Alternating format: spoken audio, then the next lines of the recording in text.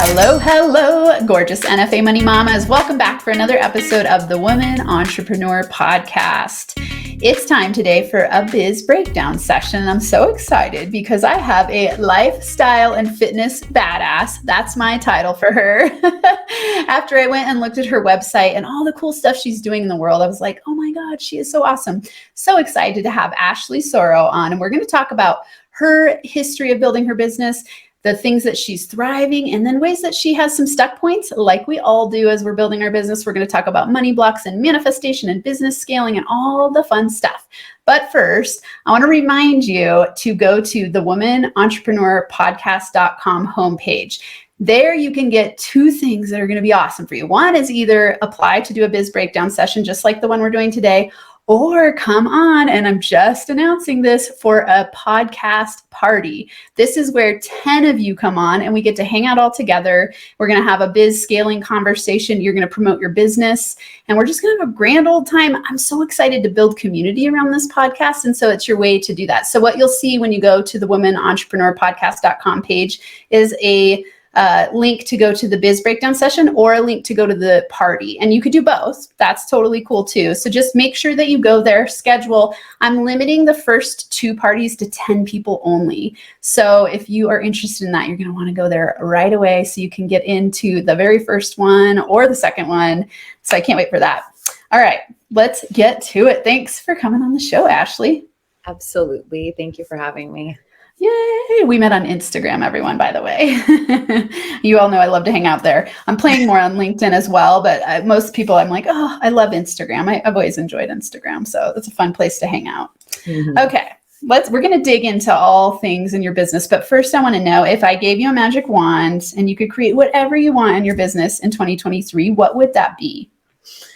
Let's see. So I have kind of a hybrid program right now I have online coaching, and then I also have in-person personal training. And I want to cap my in-person personal training so I have more time to build my online business. Mm-hmm. And then just more structure, because there's time blocking, yes, but it's not as efficient as I'd like it. Mm-hmm. And taking clients in different times, and it pulls me away from having one set day where this is always a content day, or this is always a call day with clients, right? I'm just trying to plug things in each week. So it's definitely not as efficient as I'd like it to be. So 2023, efficiency. The word, or I'll say words that I wanted to focus on for 2023 were aligned action. So if I want to build my online business, right, I want to be taking action to, not just make more money in my business, but make more money in my online business, because I do have my in-person training. Got it. Okay. Awesome. That's really clear. When you say, so you want efficiency and you want aligned action, what's the result you're looking for? So I had a goal, we're talking about money. So I had a goal to have my first 6-figure year just within my personal business, because I was a part of a meal prep business prior to this during COVID. We had to pivot slightly from everything that was going on. So this has been the first year that I've gone fully into my business with not anything else kind of distracting me. Okay. And fiscally, we're on track to hit 6 figures. We'll say from June until this upcoming June, we'll hit the 6 figures. But realistically, I want to shoot a little bit higher. So 120, 2023. Nice. Okay. But again, I want that to be within my online business. Not mind overall. Yeah. So 5-figure months in your online business. Yes. Okay.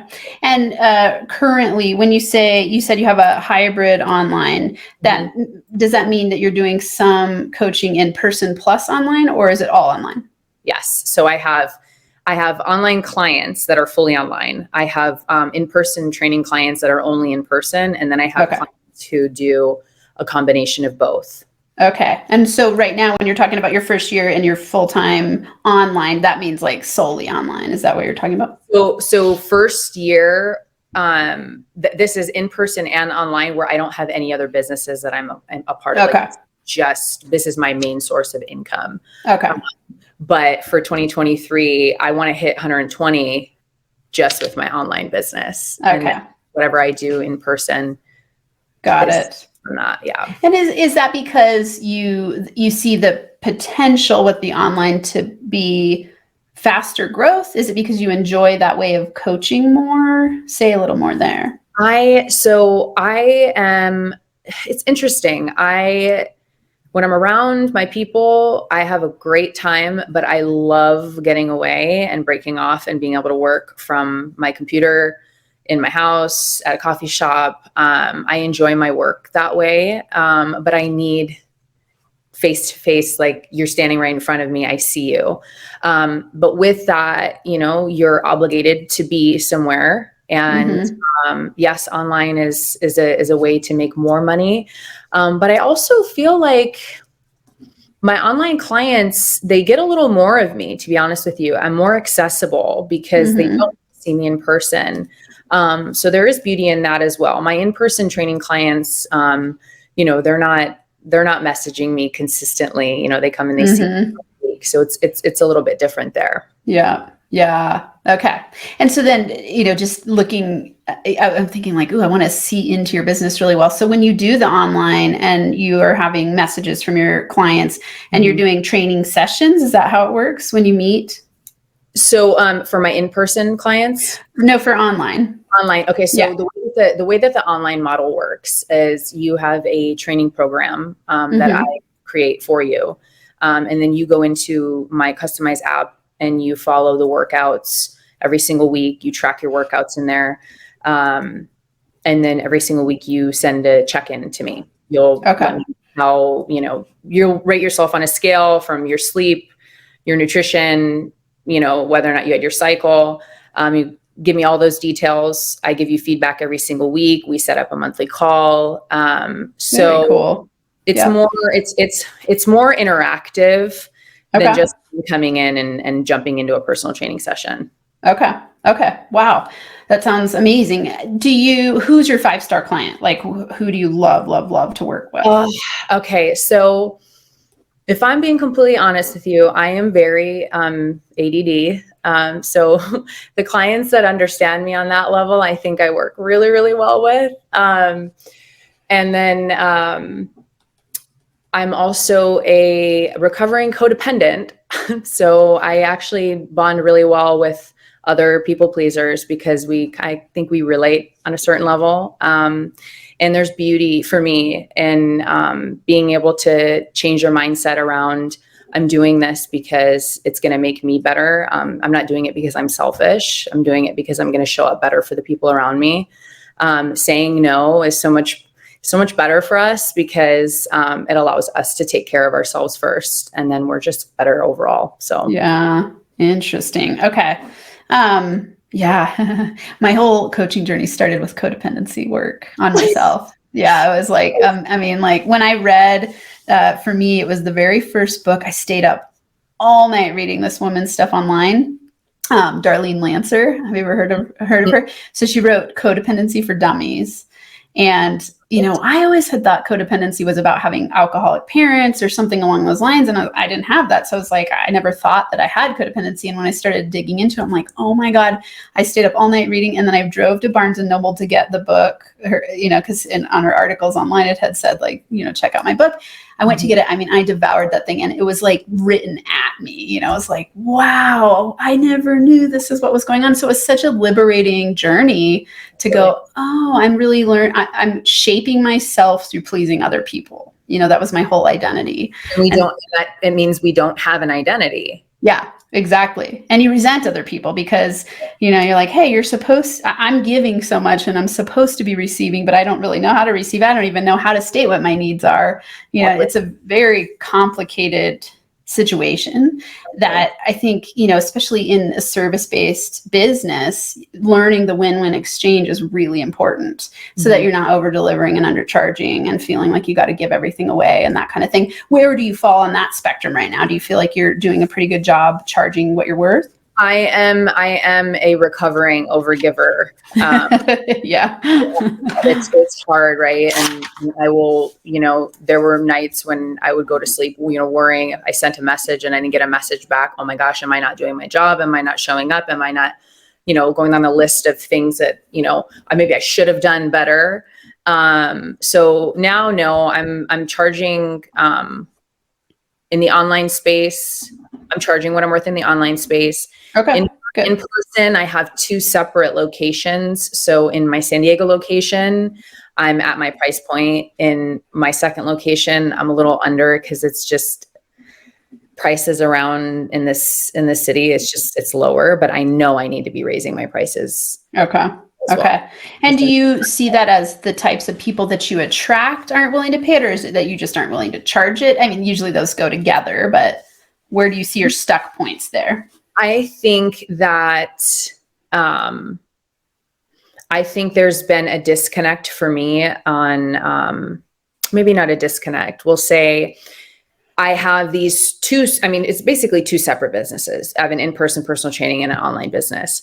And so for me, being the ADD that I am, trying to focus on one and build one, while maintaining the other, it gets a little muddy for me, right? Mm-hmm. So when I was trying to push my online business, and then I looked at my in-person personal training, especially in this city, I wasn't going to the events. I wasn't, promoting myself to my ideal client, right? That can afford my prices, that's willing to pay that, right? That's not going to, ask for discounts consistently and not show up every single week, right? I wasn't actually putting myself out there to start attracting those clients. And because I was trying to focus on my online, really building my online business, I think that's where, so we'll say it was a slight disconnect, I think. Okay. And where are you currently in that cycle? Honestly, I'm going to be honest with you. It's been online, but everything that I have done in the past to build my online business is not working for me. Okay. So that's kind of where I've been like, I want to scale, but it's not happening. Okay. So let's dig into some stuck points. One thing I'm curious about, many things actually. So I'll say this first. Anytime we hear ourselves saying trying, we know we have a stuck point because it means we're struggling with something. So when we say like we're trying to do something, it already indicates a subconscious block there that we don't feel like it's going to be successful. And anytime we have a disbelief in our system, conscious or unconscious, it's going to cause resistance. And resistance is the number one reason that you don't manifest instantaneously.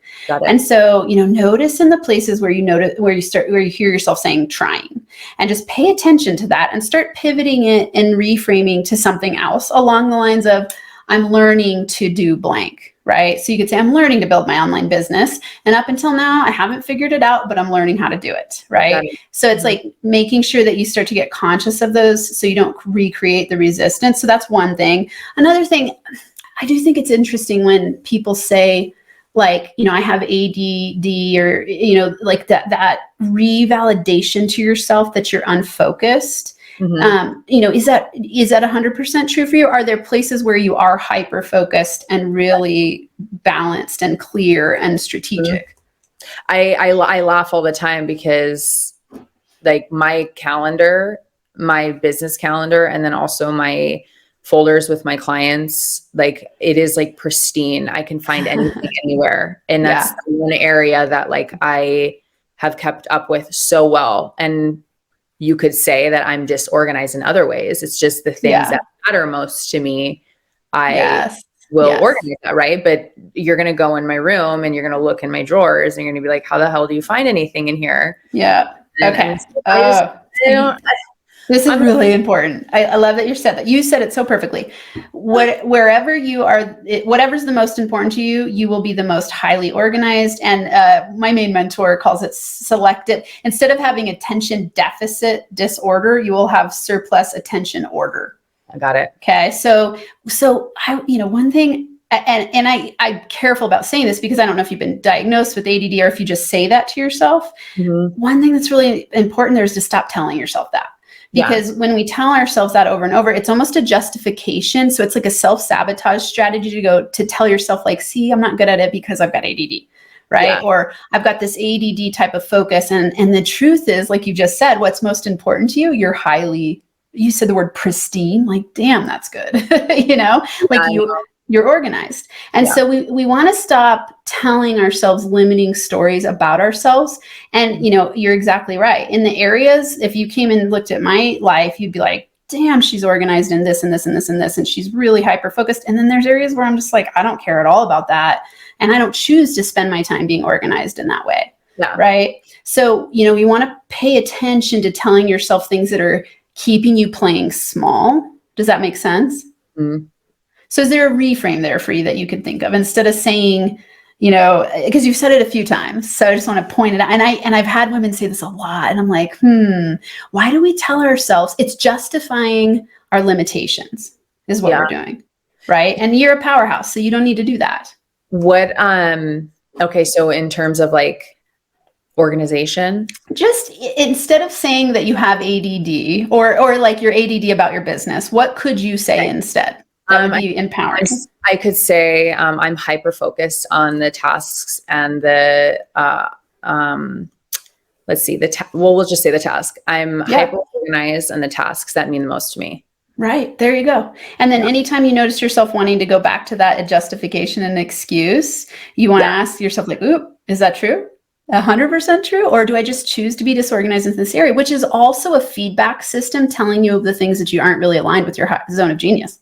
Right. So to me, zone of genius work is really powerful because when you're in your zone of genius, you will always break through fears. You will not procrastinate. You'll feel focused. You'll be in charge. You'll be on time. You'll be organized. Right. Have you read The Big Leap? Yes, absolutely. Yeah. I love that book so much. Yeah. Yeah. So, and I've recommended it here many times. So Big Leap, Zone of Genius, like this also combines with values work. So I combine it into your zone of genius values. And it's like, that's how you get into your zone of manifestation. So when I hear you saying there's one part of your business that's growing well, the other one seems to be stuck and stagnant. What you've got to start to determine is, am I off strategically or is it because it's out of alignment? And if it's out of alignment, we got to start making tweaks because and some of it could be a belief. It's hard to make money online. I don't deserve to make easy money. We could dig into that a little bit, but something's off. So for me, when things aren't flowing in any area of my business, I'm just like, I always ask myself, am I afraid? Or is it that it's out of alignment with my zone of genius? I always ask those two things because if it's that I'm afraid, usually it's out of alignment with my zone of genius because when I'm in my zone of genius, I'm not afraid. Yeah. Sometimes it can be a limiting belief that I need to break through and then test out and see if something shifts. But usually it's just that you go like, hey, something here is a little off. Maybe I don't enjoy building in this way. Maybe it's that I miss hanging out with people. And if it isn't off, that's cool. We just got to start telling ourselves different stories and go, okay, how could I be a badass at building my online business just like I have my in-person business? And then how can you tell yourself that you're strategic, organized, powerful in the same area, right? Yeah. I definitely, I catch myself with my, what would you call them? My limiting self-beliefs. It's inadequacy. Okay. I think especially in the online space, I think that I subconsciously tell myself that, what I'm doing is not, anything different from what other coaches are doing, even though like in my heart, I know it is. I know that there's I have a strong willingness to understand my clients on a much deeper level that I think, a lot of coaches in the fitness industry overlook because I think it's so hyper focused on an aesthetic, on an image. Here are your workouts. Here's your nutritional program, follow it. And if you don't, you don't have discipline. There are so many underlying factors, right, that play into it. Myself included, right? My feelings of inadequacy will hold me back from doing the things that I really want to do. Where can we tap into that's going to, solve that issue? And that's where I come, very empathetically, understanding, compassionate. So my clients feel more comfortable, and then we're able to dive a little bit deeper. So I love that. Okay. Name 5 places that you just shine, where you're like, I shine uniquely helping people here. So let's see. So my ability to connect, Okay. that's definitely top 5. My ability to empathize, Okay. to show compassion, to show up raw and vulnerable. Okay. And then I am I'm trying to think of a good way to explain it. I'm not a drill sergeant, but I'm not a cheerleader. I'm somewhere in between. Okay.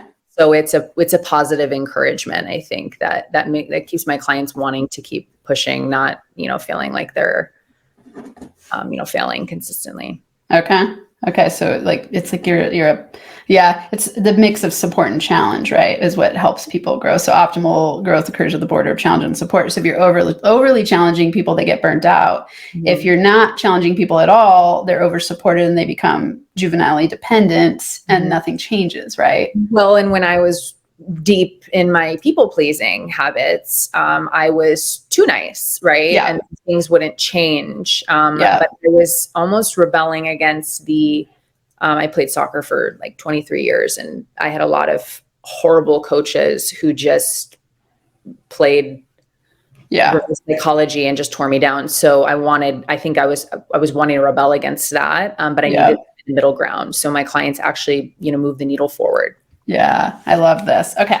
So when you're talking about the online space, these are superpowers you have, and it's likely, or under the law of attraction, it's who you're going to attract your way, right? Mm-hmm. So these are brilliant marketing strategies to use when you're talking about how to attract people into your business, online especially. So you said my ability to connect, my ability to empathize and be compassionate, to show up raw and vulnerable, and positive encouragement, right? Mm-hmm. So when you're talking to women, it's women you work with mostly? Yes. Okay. Yeah. So when you're talking to women, that's what they're looking for too, right? I guarantee you the reason they're attracted to you in the first place is because they're like, oh my God, she has this ability to connect. She's vulnerable. She encourages me in a supporting way. She empathizes with me. Yeah, it's like you said, you didn't say it, but it's like tough love.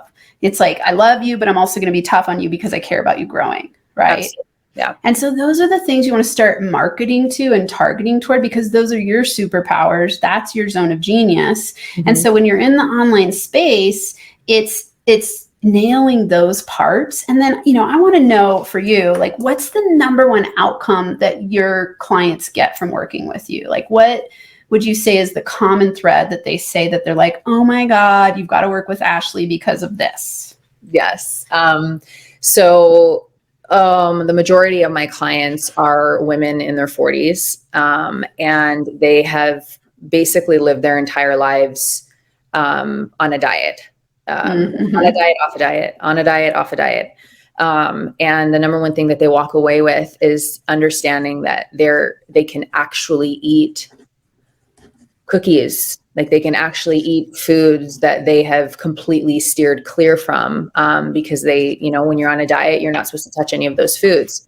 But it keeps them in a binge restrict cycle that is debilitating, because you're miserable while you're dieting because you're not eating anything that you like. And then you're absolutely miserable when you're not dieting because you're recognizing that you're eating too much, and then you're getting your weight back.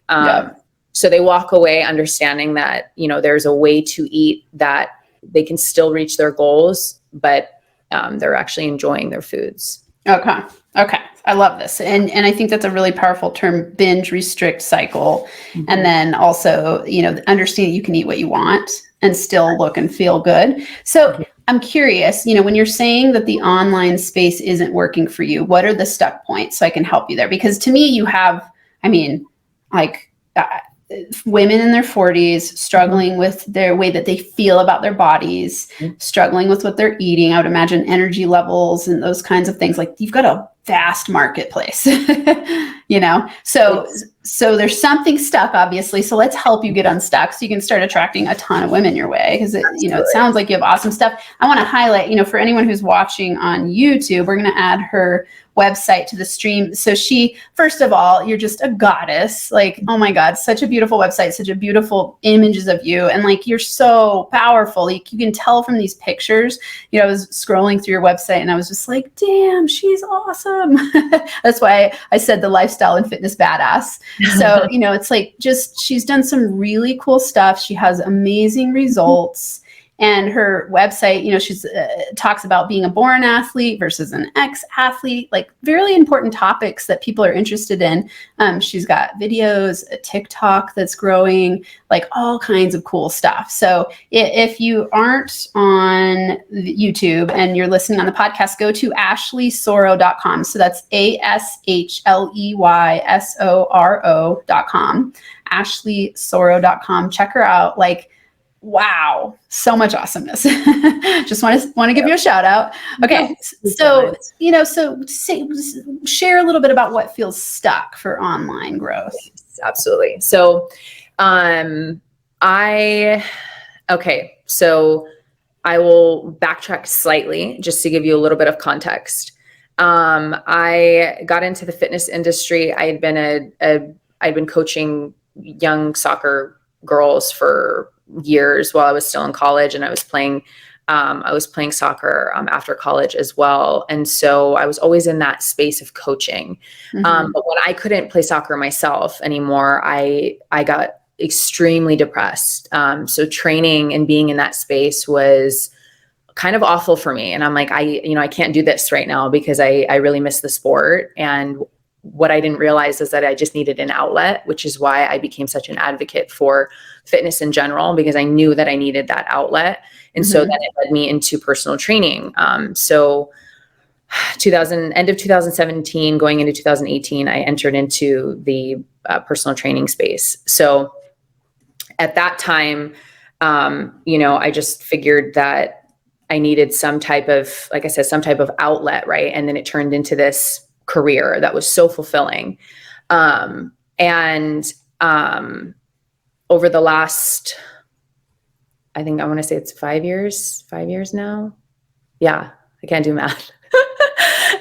So for 5 years, I have tried to build my business and be in alignment with everything that I'm saying, right? But unfortunately, being in the industry of bodybuilding and women's physique competitions, it's a very, very tightrope you're walking. And you can get dragged in directions that you don't want to get dragged into. And so for me, I became image obsessed, and I really lost myself in the process. And so, early last year, I started recognizing that, the things that I was posting, the things that I was saying, they weren't really in alignment.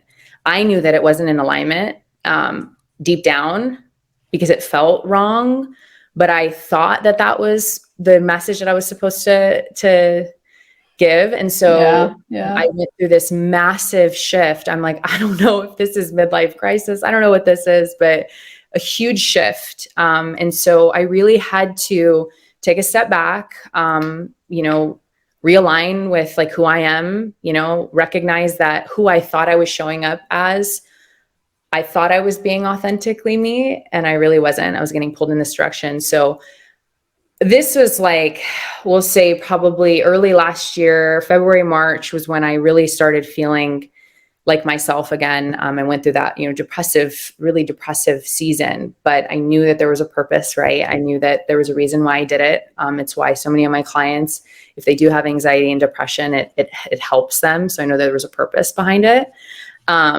So there's my backstory. I know that was kind of a long backstory. So since then, so say about a year now, it's been trying to rebuild, right? This thing. And it's been we're going to not say try, right? It's been working through. Good catch. It's been working through all of the change and making sure that what I am saying is in alignment with who I am. And it is very much so in alignment with who I am now.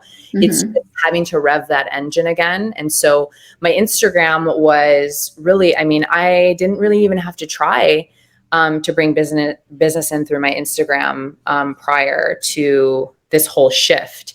Now it's definitely much slower. I don't get as much traction through there. Even when I'm, posting, I don't post as much in my feed, but it's still fairly consistent. I don't go really long periods without too long without posting. Stories are in there. I show myself more now than I did because I was still not feeling like myself. But there was that. I worked with a marketing agency, and that was just not the route at all. Didn't really get any results from that. And I've just now really started getting consistent with my email marketing, but it's not growing. My list isn't growing. I'm not really promoting anything on there. So that's kind of where the lull is. Okay. So I want to point out to everyone listening that, well, first I just want to say everyone listening resonates.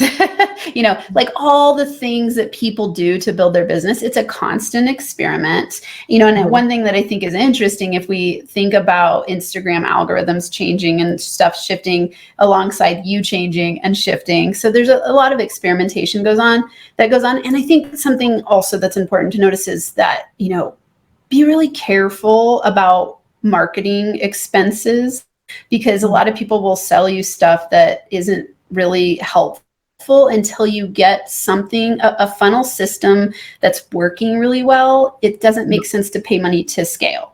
Right. Yeah. So advertising in a lot of ways, it's like I see people dump a lot of money into stuff before they really have a system that works. And so it sounds to me like, things have pivoted for you. Some of that is probably just due to you completely discovering different parts of yourself and projecting yourself in different ways. And so you're in a discovery process, which means that your avatar is out there in a similar reflection. Right. So with the law of attraction, like when you're in a place that's a little confused and maybe we could say scattered brand identity still, where you're going like, I'm still in transition. It sends the signal out that you're still in transition. And so there's nothing wrong with that. It's the process of building a business. And so, in my my business scaling roadmap, there are 4 zones, and we get stuck on scattered brand identity when we're in zone 2, and we tend to over deliver, undercharge. We tend to not have a clear message. And this is where you don't get to bypass it. It's just part of the discovery process. And so some of it is being easy on yourself and just going like, okay, I'll figure this out. Some of it, I wonder for you, like you said that you're sending emails, and I know you get business through referrals. In terms of attracting new people your way, what do you have in place to attract new people your way? Because that's a really important part of lead gen that a lot of people overlook. They go like, why isn't my business growing? And then I ask them, like, what are you doing for lead gen? They're like, nothing. And so we want to detect that. Absolutely. One of the, I purchased a book from, he was an old business coach of mine, and in the marketing world and photography. And his book was about breaking your annual goals into quarterly, into monthly, into daily. And it was so great for my brain, right? Because it broke it down in ways that were so easy for me to understand. Yeah. And one of the ways that I really wanted to get myself out there more was to hop on more podcasts, put myself out there more, rebuild that confidence, right? Because it felt like I had it felt like I was finally showing up as me and I wasn't wearing this mask anymore. So I think that I was holding myself back and putting myself out there for my business, right? So that was the number one thing that I wanted to do was get on. I think my goal was 10 different podcasts over 2023. Nice. And awesome. then I wanted to reach out to local magazine publications, so written articles. I love writing. I absolutely love writing. So that's something that I wanted to do to again build up some more credibility, get my name out there, and then. Honestly, I have an online business, but I actually really enjoy I hosted like events at my gym. And then, friends of friends would come for the gym. It doesn't, it could help my online business if someone wants to work in the online space, and they don't want to actually come in. But I enjoy that. Like I enjoy those types of events. So that's kind of what I would like to do. And I don't know, maybe, at some point, again, I don't want to go into too many directions because I know me, like I want to be hyper-focused, right? But at some point, either starting a YouTube channel or a podcast, something along those lines, but that I think would be further down the line when I really get something like consistently rolling. Okay. That was very helpful. One thing I want to remind everyone is you can't do lead gen that you hate and think you're going to get amazing results. So you always want to be hearing yourself when you say, like, I love doing this, do more of that. And the thing that you don't need to understand or know the details of in terms of growing your online business, if you go, I am clear that I'm dedicated to growing an online business, I'm going to start taking steps and then trust the universe to show you the way. You still want to start with things you enjoy. So in my mind, I go like, oh, that's awesome. Host events. If you you said you love doing that, host events and then invite people to your online things. What will start to happen is it builds to your online, do you call it a program? Online program? Okay. Yeah. So then start funneling people that direction. But I mean, I'm telling you, I used to go to all in-person events to grow my business and it grew it online. It grew it in person at first, but then it started to grow it online. And here's the reason why. Lots of women don't want to make the time to come into the gym, right? Or to your place. And so you will meet a certain number of women who come there who are like, no, I just want to do one-on-one, which is fine because it grows your one-on-one. But you will meet a certain number of people coming to your place where you host the events and going like, oh my God, you have an online option? That's awesome. And then they can start referring people to you to the online because you'll start to attract and magnetize online customers your way. So just always listen to yourself when you're like, I love to do this and I hate to do this. Stop doing the shit you hate. Do more of what you love. And I know it sounds so obvious, but all the time we do stuff that we were told to do that we think is going to work because we see it working for other people. And we forget about that energetic component that is the number one thing that attracts easier money your way and more business your way. When you feel good, it's high vibe, which attracts high vibe things your way. When you feel bad, it causes resistance, which repels opportunities away. And so, does that sound like when you host a live event, how many people will show up on average, would you say? Well, when I've done any type of events, it's always some type of boot camp. I did a boot camp with I think like a mini seminar at some point. At one point I was teaching posing. So it was a posing seminar with, Q&A afterwards. But the boot camp events were my favorite, and it was anywhere from 15 to 25. So not a huge group. And you would just do like a one-time boot camp? It would be like a one-time boot camp, and I would do like once a month or once every other month, depending on the season. Okay. And then do you charge for that event? Yeah. Okay. So you charge for that event.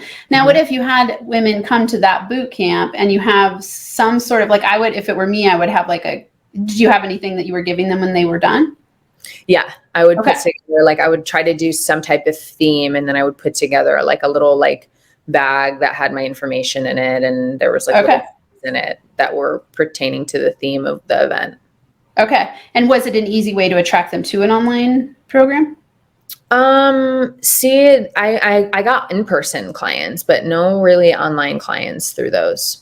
Okay. So, what about this? What if when they come, do you get their information? They have to sign in? Okay. Yeah. So then try an email, you do a direct email campaign, not a group email campaign. You directly contact that person and then outline through the hot points and say to them, here's my online program, that type of thing. Because if you're talking about marketing to 25 women who came to a boot camp and got something out of it, the likelihood that a certain percentage of them are going to opt into your online is pretty high. Yeah. In-person sales is by far the best. But that doesn't mean it has to be that you're selling them to then an in-person event or program or product, right? Yeah. So I think that could work beautifully. And then set up a follow-up system and then have a referral system, right? So it's okay, for every person you refer, you get a certain amount of something from me. and play with that. Because I mean, if you can attract 25 people in person, the ratio of people converting into your online would be really high.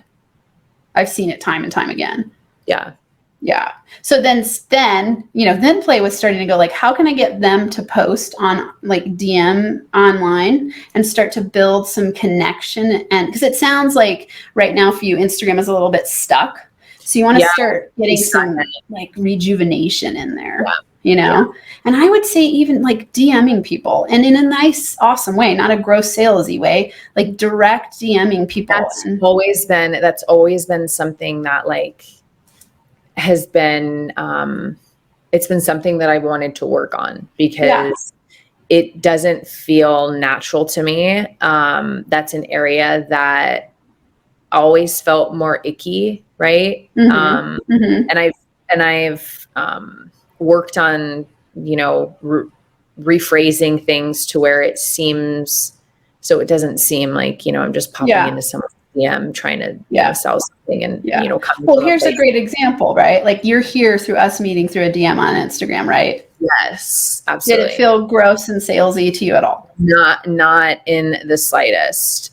Right. Not in the slightest. Yeah. There you go. So it's like the trick is it's like you're offering something to say, hey, for me, it's my podcast, which is really easy because if someone likes podcasts, then they're gonna be like, sure, thanks for giving me the name of the podcast.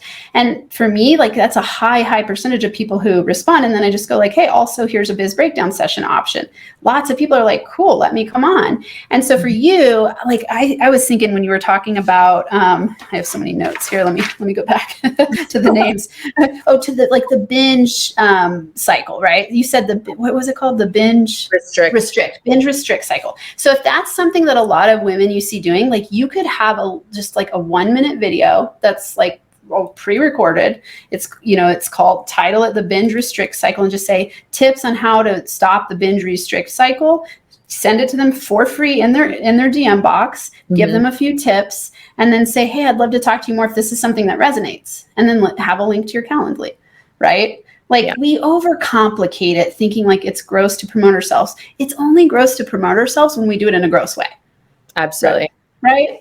Totally. So play with some DMing. Like, I mean, I've built my entire business through Instagram DMs, I would say. And a lot of it's been promoting my podcast. So it's like the combination of having something free to offer where there's very low barrier to entry. So I would say you're not going for an opt-in at first. You're just going for like, here's a great tip for you. And what that does is build relationship, right? Then they're like, damn, Ashley's providing me some really nice value. Wow, that's cool. And then they want to interact with you more, right? Yep. Does that make sense? Absolutely. Could you think of a good something that you could offer them in that first introduction DM? Yeah, absolutely. I have multiple like info, what do you call them? Infographics. Yeah, that's perfect. That's a great thing. Some of my that have my personality in it. Me saying like, these are one of the top performing one was probably like these are the top 5 foods that you should eliminate from your diet. And then you go through it and there's humor because I say like olives and I'm like, because they're disgusting. Right. And then I go through and then we get to the end and it's like, guys, you don't have to eliminate these foods from your diet. So it's informative. It's not like a, long form educational thing that's going to take them forever to read, but it's a concept of, hey, you don't have to cut everything out of your diet. That is perfect, right? Yeah. Because that's going to get them to want to read it. They read it and they see a little of your personality. Then what happens is they start interacting with you more. Then your posts move up in the algorithm. And so it takes a little bit of time, but honestly, with direct approach like that, it really doesn't take that long. And don't be afraid to offer your services and be like, hey, let's have a consult if this resonates with you. Like, lots of people will say yes to that, especially if you just say like, hey, if you're a woman who's struggling with 1, 2, 3, the 3 top pain points you know of, I would love to chat with you about this. Like many people, it's a numbers game, will bite, but they won't be annoyed with you if you give them something for free at first, right? They're not going to be like, oh, you're just a jerk trying to sell something to me. They're going to be like, awesome, you have value. And if the offer resonates, they'll be like, yes. If it doesn't, it might be not right now, right? Yeah. And so it's really about starting the conversation in a way that feels connective.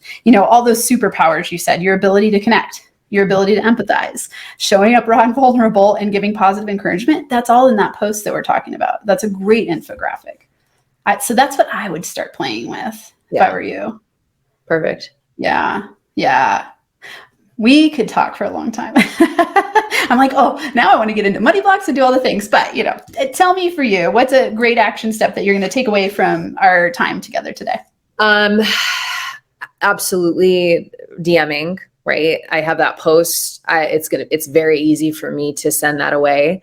I think it's going to be, I have my target market exactly, right? So it's going into those hashtags and finding the women that are in those spaces and sparking those conversations.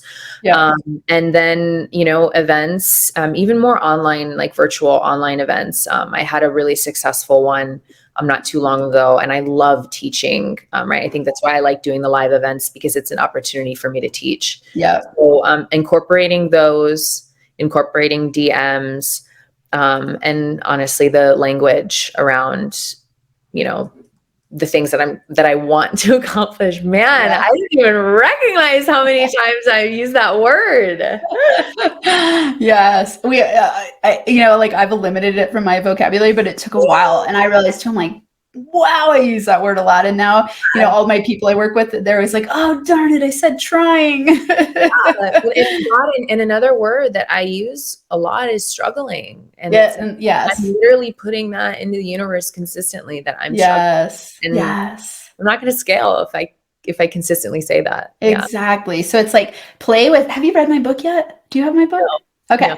Here's a shameless plug for everyone. I'm a money magnet. So I'm a money magnet, the top 30 money making mantras to manifest more. So it's 30 lessons. And just like we're talking about, reframes on your mindset to help you break through any of your unconscious money blocks. And there's 100 journaling questions in there to help you start to see these limiting beliefs that we have, that we all get programmed with. So, everyone who wants it, just go to IamAMoneyMagnetBook.com. IamAMoneyMagnetBook.com. It's awesome. But it's exactly like you're saying. We have to unlearn the stuff that has gotten us into this state of playing small. Yeah. And that's really what, the Woman Entrepreneur podcast is about, the Biz Breakdown sessions, my book, everything I put out in the world. And I get it, because I used to play really small, And so I see these struggles that we have, and I'm like, screw this. Let's be powerhouse women in the world. Yeah. So, you're amazing. Okay. Share with everyone where they can find you, website and socials. Yes. So my website is www.ashleysoro.com. And then my Instagram is a very short name, at Ashley Soro Lifestyle and Fitness. I'm pretty consistent with my Instagram. So I think that's the only social media handle that I'll talk about, but you can find me at both of those places. Awesome. Okay. And so just for everyone who needs the spelling, Ashley Soro. So it's ASHLEYSORO, and then lifestyle and fitness, all one word. And she's got a whole bunch of awesome stuff there. And hopefully when you message her, she'll hit you back up with a fun infographic on the 5 foods not to eat. Thank you so much. I appreciate this. Yes, you are so welcome. Thanks for coming on. And thank you, all you beautiful ladies, for being here. Until next time, I'm sending you hugs and big NFA money making high fives.